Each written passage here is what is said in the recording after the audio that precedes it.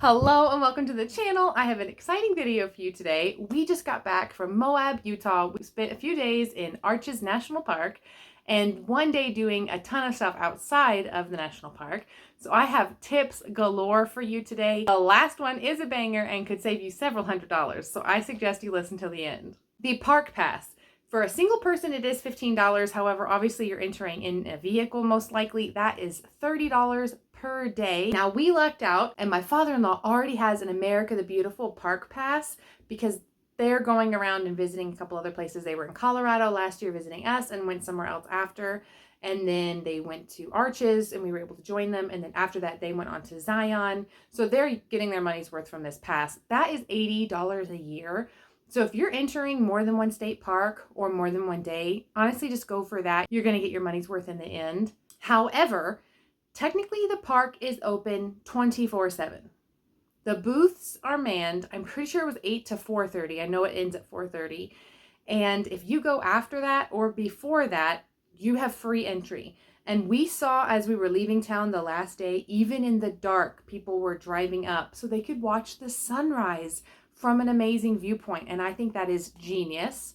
And then people were staying well past sunset so they could look at the stars. There's a city ordinance that doesn't allow people to have lights on after dark in order to allow you to stargaze. So it is impeccable at night. So you could simply avoid that cost by going early, and you could avoid the line.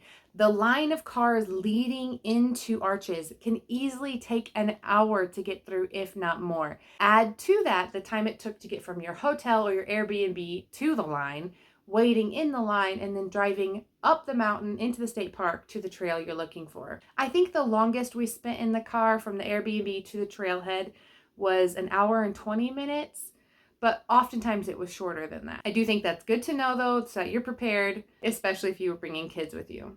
And then be aware, this is the desert. Nights are cold, days are hot. You're exposed to the elements. There's not a lot of tree coverage. I did take a hat so I could protect my hairline, a little bit of my face, but I still wore SPF 50 and then brought a spray sunscreen for my kids, though honestly they ended up not needing it because it was overcast quite a bit of the time that we were there.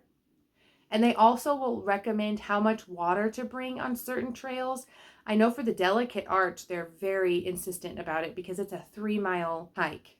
And wind, you're very exposed to the wind. So the dust is getting on you, the sand is getting on you, and you're just kind of being hit with that wind.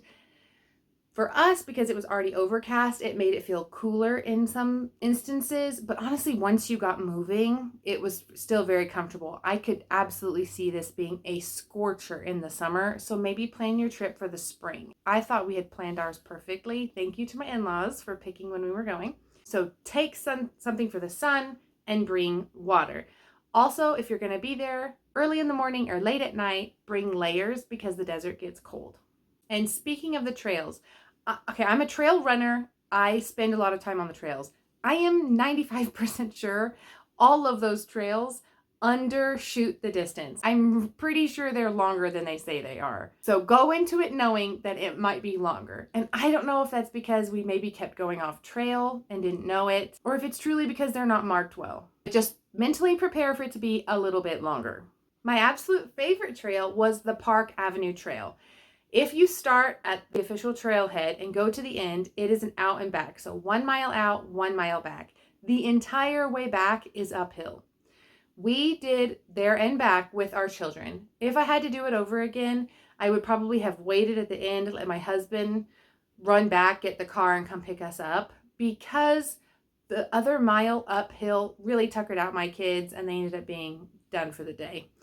And I think that if we had stopped them at the 1 mile downhill mark, they'd had a long break, had a snack, then we could have potentially done a whole nother trail, which is fine. Hindsight's 2020, but that's why I'm passing that information on to you so that you don't make that same mistake. I saw a lot of people, especially elderly, with 2 walking sticks just to help stabilize them.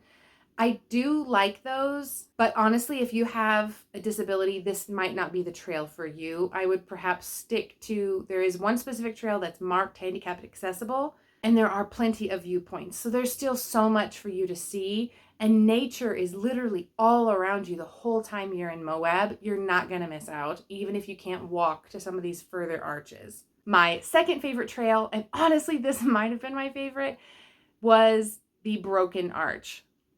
Before you get to Broken Arch, go into the sand dunes. This technically isn't a trail, which is why I went ahead and bumped it down to number 2. But oh my goodness, my children were in heaven. You're surrounded by these tall cathedral-style mountains on either side and some even in the middle. But it's a giant sandbox inside of it. Everyone was playing. Everyone was just so gracious and understanding that it was essentially a playground. So it just had an amazing atmosphere and vibe amongst all the other tourists. And I just felt like I could let my kids run free, but within reason, obviously. There were a few spots we didn't want them to climb up to, but really nature kind of hemmed them in. We spent probably 30 minutes playing in the sand, and it was incredible. We saw another family bring a picnic blanket and sit down and have their picnic. I was afraid we'd get sand in the sandwiches, so just outside of that, we sat down and the kids ate their sandwiches, and then we went on the Broken Arch loop. Now that, originally just to get to Broken Arch, is a very short, very easy hike. Absolutely recommend it. It would be very mild, and I even would say part of the trails are walker friendly if you absolutely needed that much assistance. Within reason, you couldn't get all the way up to the arch because it does go down. So you have amazing views, and this arch had far less visitors because Sand Dunes and Broken Arch is at the end of the map, and so not everyone's driving to the top. Because of that, you're able to get that dreamy picture of just your family in the arch, though our kids were twisting off and it wasn't necessarily the best picture in the world, but I still am happy that we got it. Now, if you're avid hikers, you can go through the arch, continue on the hike, and there's a second trail you can take to a second viewpoint, or you can continue that loop. It actually goes through part of the campground and then all the way back around. In total, though, that's like a 3-mile hike, maybe a little more. And the arch part itself does require scrambling on your hands and feet, like on all fours to get up. The rest of it is flat. The sand, however, is very loose, and you can tell you are hiking through the sand. It's slow going. This third recommendation we actually did not go to, but Delicate Arch. That's the dream arch on all the pictures that you see on the brochure and the restaurants and media. But our kids just did not have one more day of 3 miles left in them by the time we hit day 4. And we'd heard that that was a bit more of a difficult trail, so we thought better hang back. But my in-laws did hike it and they absolutely loved it. So based on their recommendation, I'm passing that along to you because perhaps you don't have children that are so young, or perhaps you're single. We fell into a natural rhythm during our stay, and we would eat breakfast at the Airbnb, very simple, pack a picnic lunch and eat in the state park. And then we'd come home. One of the days we ate in the Airbnb, another day all of us ate in the Airbnb, and the other 2 days we went out to eat. I felt like that was a really good balance. That way we still had a break whenever we were tired from hiking and could try some of the amazing restaurants in town. In the afternoons when we'd come home with the kids for naps, my in-laws would continue to hike. So we were all quite ravenous by the time we hit dinner, and hunger makes everything taste better. I was highly impressed with all the restaurants we went to, but I do have a few favorites. This wood-fired pizza restaurant was amazing. It had a great atmosphere, constantly refilling your drinks. Everyone was super friendly, and the pizza was incredible. I do wish they'd had the option where you could pick your crust, pick your sauce, pick your cheese, pick your toppings, and kind of go from there. But instead you had to pick according to their menu and then make any adjustments. And that still worked great. And we got amazing pizza. And they sung me happy birthday, which I really appreciated. So we really liked that one. The second restaurant I'd recommend was actually a coffee shop. They had gelato and coffee. So my father-in-law and husband would get affogatos, which is the espresso together with the gelato. I mean, imagine. And then I would get gelato. So did my kids. At one point, one of my kids was actually asleep in the car and took a nap, and we were able to sit right next to him and keep an eye on him while still enjoying our gelato. It was the best of both worlds. And we went back twice. My in-laws went a third time. We really enjoyed ourselves. The other restaurant that was amazing was the Thai place. Oh my goodness.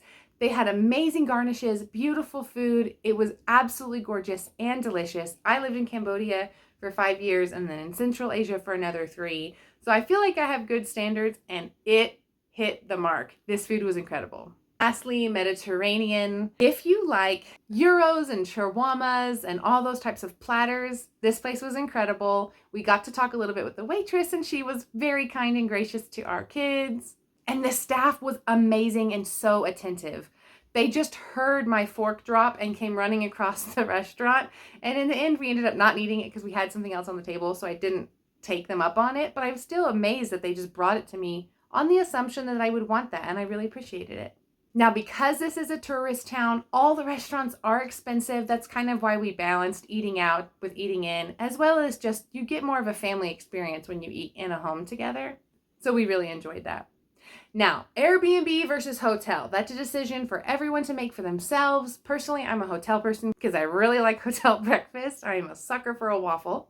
However, because we got to be in an Airbnb, we got to hang out in the evenings, and then my kids had separate napping spaces, which was incredible and I think really helped them because they were very tired and worn out from all the travel and driving. Most of the Airbnbs have a pool and potentially even a hot tub, and then in our case, when we went to add on a night because of inclement weather on I-70, we actually found that booking an extra night in a different Airbnb was cheaper than the 2 hotel rooms we would have needed for both of our families.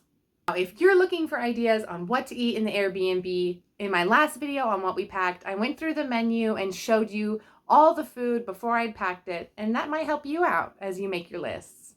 My last point, things to do in Moab that are not Arches National Park. We found 2 amazing parks, one of which was under construction, which is fine, so we went to the other one. It was all nature themed and musical. My kids had a blast. It was contained and off the beaten path, so not a lot of traffic, and I felt like my kids were really safe and were able to just run around and play music, and they had an amazing time. Let them play outdoors. It was incredible. Also not far from Canyonlands. We did not go there, so I can't speak to it, but I do know that my friend Janelle recommended it, so I'm passing that along to you as well. And there are trails outside of Arches, so you can go biking. My husband did that one of the days, and then all together we went on a bike ride / trail run, and that was incredible. And then that same trailhead also had a park where my kids were able to rock climb, and then they stacked rocks because they kept seeing those cairns of stacked rocks along the trail marking the path. And so at this park, my kids were taking the rocks and stacking them up and making towers. They were having a blast and just using nature. I will say I wish that the McDonald's in town had a play place indoors to get away from the heat, or in our case, get away from the wind and the rain. It would have just been really nice, but I understand in a town with so much beauty outdoors, who would play inside? As a mom, I still think it would have been nice. Downtown, walking downtown was incredible. We absolutely loved it. Great vibes, amazing stores, and everyone's very welcoming. Right, you made it. My last tip, do not speed. Oh my goodness. The Moab City Police are very strict about not speeding. The city has put together enough money to have a billboard saying don't speed, that they're very intentional about you driving slow. And the police department has backed up the city's request. From our Airbnb to the Arches wait line, in just that short drive, we would easily pass 5 or 6 officers in their vehicle checking people's speeds. And we would pass at least 2 or 3 officers that had pulled someone over. Even on the back roads where you'd think you wouldn't see a cop, there would be a cop waiting. So drive slow and save yourself several $100s just by being aware of their rules and sticking to it. All right, you guys, that is it. I hope you enjoyed the video, and I hope you enjoy your trip to Moab. We certainly loved ours. Have a great day. Bye-bye.